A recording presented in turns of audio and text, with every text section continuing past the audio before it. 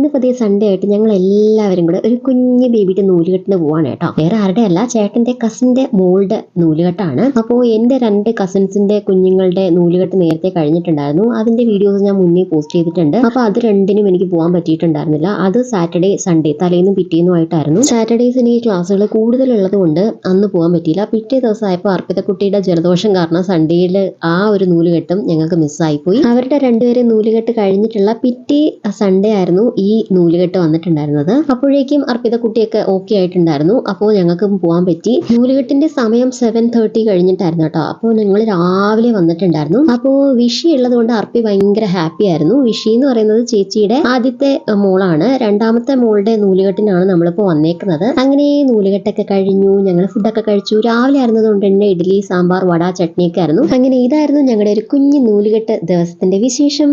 അപ്പോൾ next video ആയിട്ട് കാണാം. ബൈ.